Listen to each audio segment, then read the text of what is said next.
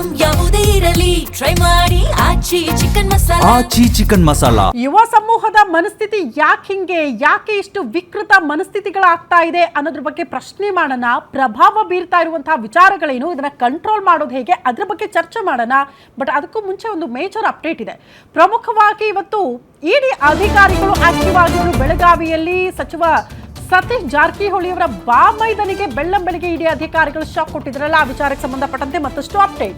ಅಬಕಾರಿ ಇಲಾಖೆ ಹೆಚ್ಚುವರಿ ಆಯುಕ್ತ ವೈ ಮಂಜುನಾಥ್ ಇಡಿ ವಶದಲ್ಲಂತೆ. ಬೆಂಗಳೂರು ಅಪಾರ್ಟ್ಮೆಂಟ್ನಲ್ಲಿ ವಶಕ್ಕೆ ಪಡೆದುಕೊಂಡಿದ್ದಾರೆ ಆಲ್ರೆಡಿ ಇಡಿ ಅಧಿಕಾರಿಗಳು. ರೇಸ್ ಕೋರ್ಸ್ ರಸ್ತೆಯಲ್ಲಿರುವ ಸಮಿಟ್ ಅಪಾರ್ಟ್ಮೆಂಟ್ನಲ್ಲಿ ಮಂಜುನಾಥ್ ಅವರನ್ನ ಇಡಿ ಅಧಿಕಾರಿಗಳು ವಶಕ್ಕೆ ಪಡೆದುಕೊಂಡಿದ್ದಾರೆ. ಎಕ್ಸಾಕ್ಟ್ಲಿ ಬೆಳಿಗ್ಗೆಯಿಂದ ಡೌಟ್ ಇತ್ತು. ವಿದೇಶಿ ಅಕ್ರಮ ಹಣಕಾಸು ವ್ಯವಹಾರ ಆಗಿರೋ ಅನುಮಾನ ಇದೆ. ಹವಾಲಾ ದಂಧೆಯ ಶಂಕೆ ಇರೋದ್ರಿಂದ ಅವ್ರನ್ನ ವಶಕ್ಕೆ ಪಡೆದುಕೊಂಡಿದ್ದಾರೆ. ಅವರ ಮನೆ, ಆಪ್ತರ ಮನೆ ಸೇರಿ ಸತತ 6 ಕಡೆ ಏಕಕಾಲದಲ್ಲಿ ಇಡಿ ಅಧಿಕಾರಿಗಳ ದಾಳಿಯಾಗಿತ್ತು. ಬೆಳಗಾವಿಯ ದೂರದರ್ಶನ ನಗರದಲ್ಲಿರುವ ಮನೆಯಲ್ಲಿ ಈ ಕ್ಷಣಕ್ಕೂ ಕೂಡ ಪರಿಶೀಲನೆ ಮುಂದುವರಿತಾ ಇದೆ.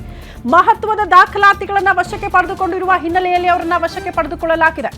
ಗೋವಾ, ಬೆಂಗಳೂರಿನಿಂದ ಬಂದಿರುವ ಇಡಿ ಅಧಿಕಾರಿಗಳು ಪ್ರಭಾವಿ ಸಚಿವ ಸತೀಶ್ ಜಾರಕಿಹೊಳಿ ಅವರ ಸಹೋದರಿಯ ಪತಿ ಬಾಮೈದ ಅವರ ನಿವಾಸದಲ್ಲಿ ಬೆಳಗ್ಗೆಯಿಂದ ಇಡಿ ಅಧಿಕಾರಿಗಳ ತನಿಖೆ ಅಥವಾ ಪರಿಶೀಲನೆ ಮುಂದುವರಿತಾ ಇತ್ತು. ಬಟ್ ಈಗ ಹವಾಲಾ ದಂಧೆಯ ಶಂಕೆ ಇರೋದ್ರಿಂದ, ವಿದೇಶಿ ವ್ಯವಹಾರದ ಶಂಕೆ ಇರೋದ್ರಿಂದ ಸದ್ಯ ಅವರನ್ನ ವಶಕ್ಕೆ ಪಡೆದುಕೊಂಡಿದ್ದಾರೆ ಇಡಿ ಅಧಿಕಾರಿಗಳು ಅನ್ನೋದ್ರ ಡೀಟೇಲ್ ಸಿಗ್ತಾ ಇದೆ.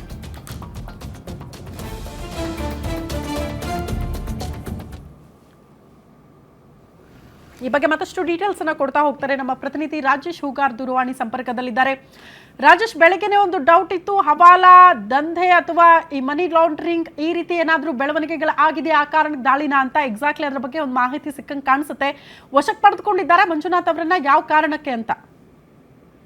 ಎಸ್ ಶ್ರುತಿ, ಅಂತಂದ್ರೆ ಬೆಳಗಿನ ತಾನೇ ಏನು ರೈಡ್ ಮಾಡೋಂತ ಸಂದರ್ಭದ, ಯಾಕಂದ್ರೆ ಇಡಿ ಸಾಮಾನ್ಯವಾಗಿ ರೈಡ್ ಮಾಡಿದ್ರೆ ಬರೀ ಕೇವಲ ಅಕ್ರಮ ಆಸ್ತಿ ಮೇಲೆ ರೈಡ್ ಮಾಡೋಲ್ಲ, ಏನು ವಿದೇಶಿ ಹಣ ವರ್ಗಾವಣೆ ಆಗಿರ್ಬೋದು, ಹವಾಲಾದಂಧೆ ಆಗಿರ್ಬೋದು, ಈ ನಿಟ್ಟಿನಲ್ಲಿ ಹಲವಾರು ಶಂಕೆಯನ್ನು ವ್ಯಕ್ತಪಡಿಸಿ ಅದಕ್ಕೆ ಸೂಕ್ತ ದಾಖಲಾತಿಗಳನ್ನ ಕಲೆ ಹಾಕಿ ರೈಡ್ ಮಾಡಿರ್ತಾರೆ. ಹಾಗಾಗಿ ಅದು ಈಗ ಖಚಿತವಾಗಿರ್ತಕ್ಕಂಥದ್ದು. ಹೀಗಾಗಿ ಅವರು ಕಳೆದ 15 ದಿನಗಳಿಂದನೇ ಅಂದ್ರೆ ಬೆಂಗಳೂರಿನ ರೇಸ್ಕೋರ್ಸ್ ರಸ್ತೆಯಲ್ಲಿರುವಂತಹ ಸಮಿಟ್ ಅಪಾರ್ಟ್ಮೆಂಟ್ ಅಲ್ಲಿ ವಾಸವಾಗಿದ್ರು. ಹೀಗಾಗಿ ಬೆಳಗಿನ ಜಾವನೆ ಏನು ಇಡಿ ಅಧಿಕಾರಿಗಳಿಗೆ ಅವ್ರನ್ನ ವಶಕ್ಕೆ ಪಡೆದು ಈಗ ವಿಚಾರಣೆ ಮಾಡುವಂತ ಕೆಲಸವನ್ನ ಮಾಡ್ತಾ ಇದ್ದಾರೆ. ಈಗಾಗಲೇ ಮೈಸೂರು ಆಗಿರ್ಬೋದು, ಬೇರೆ ಬೇರೆ ಅಂದ್ರೆ ದಾವಣಗೆರೆ ಆಗಿರ್ಬೋದು, ಹರಪನಗಳಾಗಿರ್ಬೋದು, ಬೇರೆ ಬೇರೆ 6-7 ಕಡೆ ಈಗ ಏನು ಅವರ ಸ್ನೇಹಿತರ ಅಪಾರ್ಟ್ಮೆಂಟ್ ಆಗಿರ್ಬೋದು, ಇನ್ನಿತರ ಏನು ಅವರ ಏನು ಟ್ರಾನ್ಸಾಕ್ಷನ್ಗಳು ಎಲ್ಲವನ್ನೂ ಕೂಡ ಕಲೆ ಹಾಕಿ ಈಗ ವಶಕ್ಕೆ ಪಡೆದು ಅವ್ರನ್ನ ವಿಚಾರಣೆ ಮಾಡುವಂತ ಕೆಲಸಕ್ಕೆ ಏನು ಇಡಿ ಅಧಿಕಾರಿಗಳು ಮುಂದಾಗಿರ್ತಕ್ಕಂಥ. ಈಗ ಬೆಳಗಾವಿಯಲ್ಲಿ ಇರುವಂತ ಅವರ ಏನು ಖಾಸಗಿ ನಿವಾಸ ಇದೆ, ಇದಕ್ಕೆ ಈಗ ಏನು ಇಡಿ ಡಿವೈಎಸ್ಪಿ ಅಧಿಕಾರಿಗಳು ಕೂಡ ವಿಸಿಟ್ ಮಾಡಿ ಇಲ್ಲಿ ದಾಖಲಾತಿಗಳನ್ನ ಪರಿಶೀಲನೆ ಮಾಡುವಂತ ಕೆಲಸಕ್ಕೂ ಮುಂದಾಗಿದ್ದಾರೆ ಅಂತ ಹೇಳ್ಬೋದು ಶ್ರುತಿ.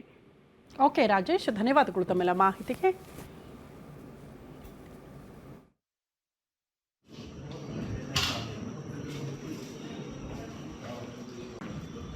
Yes, sir.